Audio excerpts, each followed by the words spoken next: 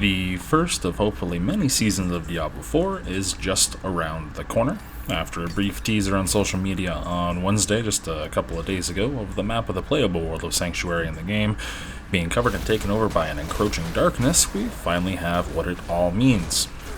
Blizzard, specifically their Diablo teams, held a fireside style of chat. I think they call them campfire chats or something like that. The Diablo IV and the Diablo Immortal team got together to go over some stuff there. The only real interesting thing of note from Diablo Immortal, mostly just because that game is a NetEase pile of transaction garbage, was the new class, the Blood Knight, which transforms into a vampire as an ultimate. It looked pretty neat, but for some reason the class trailer itself was in like 15 frames per second and was awful. Hopefully we do get something a little bit different in Diablo 4 with their next class. I'm sure that's coming in the major expansion for sure, the first of those, but could be coming in a season later on down the line. Other than checking out the class slightly, I mostly checked out until the Diablo 4 team came on, because yeah, Immortal just doesn't pique my interest at all. The transaction hell that it is. So the real meat of the live stream, though, was the upcoming Diablo 4 content, officially known as the Season of the Malignant. The player is sought out by a new voiced NPC named Cormand for their help in stopping the spreading of a curse that is taking over Sanctuary and the various monsters that reside within it. This will be a full post-based Diablo 4 storyline, a little mini-seasonal campaign, you can say, separate from the main storyline and where we left it. So, you do need to have the base game completed, though, so if you're still waiting on that and you want to take part of the season's mechanics and content, you'll want to get that taken care of by July 20th. In short, some elite enemies are cursed, and upon killing them, they dropped a cursed malignant heart that you can then use to summon an even stronger elite, as well as the minions of it. Killing them will allow you to capture its heart, and these hearts can then be used as gems and socketed into corresponding jewelry slot of the same color, with one kind of little exception there. There are 3 socket colors, but 4 heart colors. A 4th color of heart can be socketed into any of the jewelry color slots.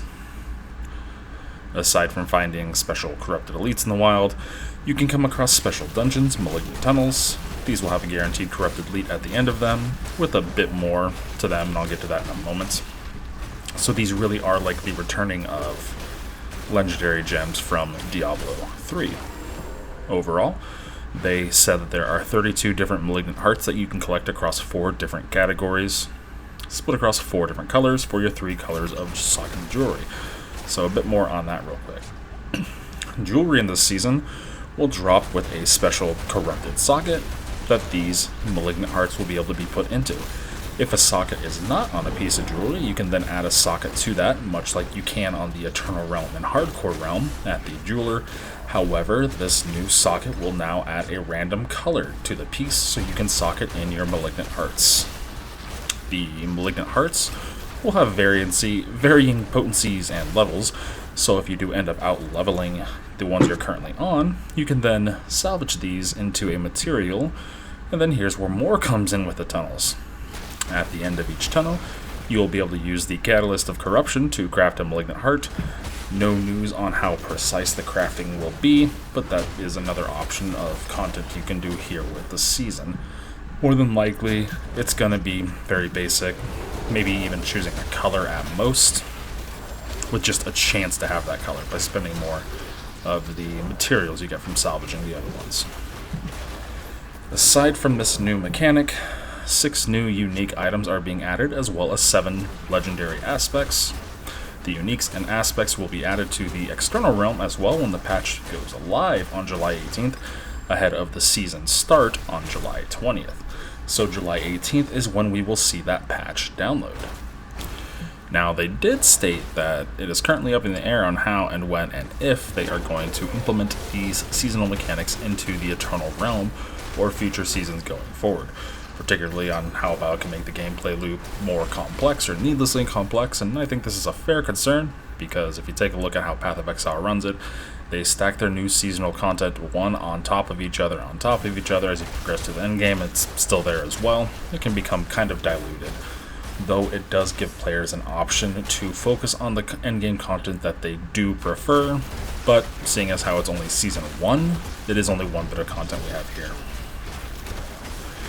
There is a bit of a difference though, and that's really part of the monetization model, as nearly all of that seasonal content has stash tabs that can be purchased and hold on to the new currencies related to them, and that's not really the case with Diablo IV, as the game was purchased for full price ahead of time, as opposed to the free-to-play, and really it's like free-to-try up till endgame model of Path of Exile.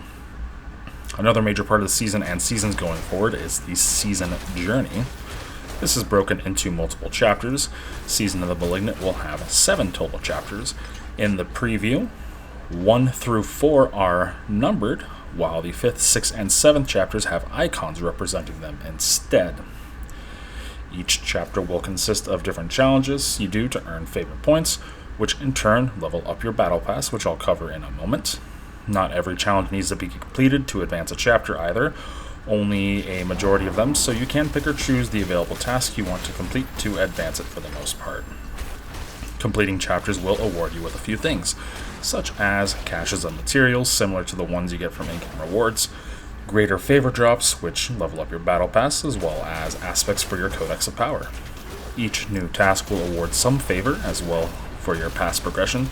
Just for example, Chapter 1 consists of 9 total tasks, but it seems like you only need to complete 7 of those 9 to advance to Chapter 2. Lastly up here, we have the Battle Pass, and what it has to offer. There is both a free and premier, or paid track on offer. Purchasing access to all of the levels will set you back $10, so it's fairly cheap as far as battle passes go nowadays. Anything resembling gear is purely cosmetic that they did confirm, and works with every class, unlike the specific transmog sets we currently have in the in-game shop. You will be able to examine the gear and what it looks like on all of the classes from the battle pass as you're checking it out.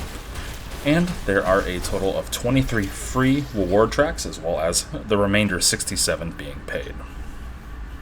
Aside from the cosmetic rewards for your armor and weapons, there's also Smoldering Ash rewards and premium currency rewards. The premium currency can be used in the in-game shop if you so choose, and the Smoldering Ash is a bit more complex, however.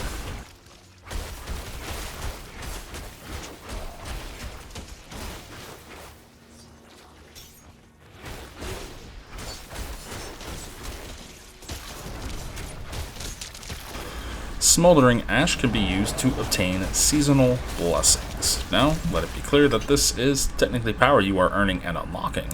However, they also made it very clear, in keeping with their promise of no pay for power, as all of these Smoldering Ash rewards will be available in the free track of the Battle Pass. No purchase is necessary of the Premier track at all, and these are only usable for the current season, so it's a really good advantage for any alts that you do want to level up after you play through it on your first main character.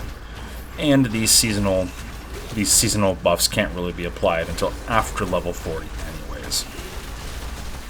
Seasonal blessings do include extra XP from monster kills, boosting the gold you earn from selling your gear to vendors, increasing the materials gained when salvaging gear, boosting the duration of all elixirs, and boosting the chance to attain powerful malignant part drops. Nothing major on your first character, but it will help with all subsequent alts you make if you want to spend that much time within the game. Finally, we get to the kind of icky part. Renown, and how it carries over from the Eternal or Hardcore realm to the Seasonal realm. And I kind of had an idea of how it would go, based upon nothing carrying from Hardcore to Eternal, because I had to redo it all on Eternal after my Hardcore romp at launch. And really, well, it's not all that great in my opinion. All in all, the Fog of War the map, so any areas you have discovered or uncovered, and any altars of Lilith you have activated will carry over. So this will give you enough renown for the first 2 levels for each region. So you will be carrying over a single extra skill point for each region, so a total of 5, as well as an extra potion for each region, so a total of 5. Everything else must be earned again.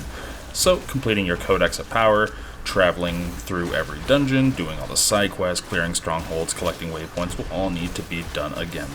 And while that is a huge drag for me, I kind of understand they wanted people to do this kind of stuff to level up their battle pass. But honestly, if I didn't have to do it anyways, I probably would have done it to level up my battle pass anyways. At least that's my thinking on why they did it this way. The struggle to complete everything for those total 20 Paragon points will continue, and it's just not really entirely fun to have to slog through all of those dungeons and side quests again. So, yeah. But like I said, those will help you level up your battle pass because every bit of XP you earn counts as favor towards your battle pass. But really, that kind of issue with Renown and how it transfers over into the seasonal aspect of the game is my only real gripe with the first season for Diablo IV. There is kind of one caveat on transferring all that progress over to your season.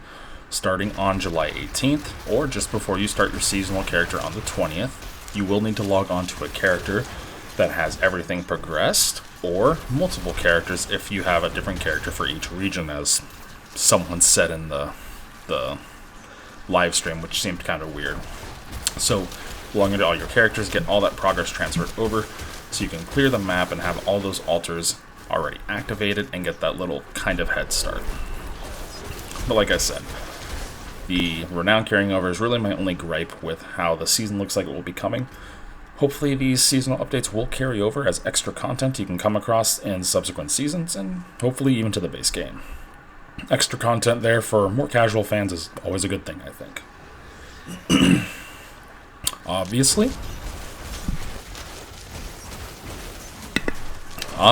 on July 20th, when the seasonal servers open up, excuse me there for a moment, I had a frog in my throat, you'll need to make a new character to participate, so be warned of that.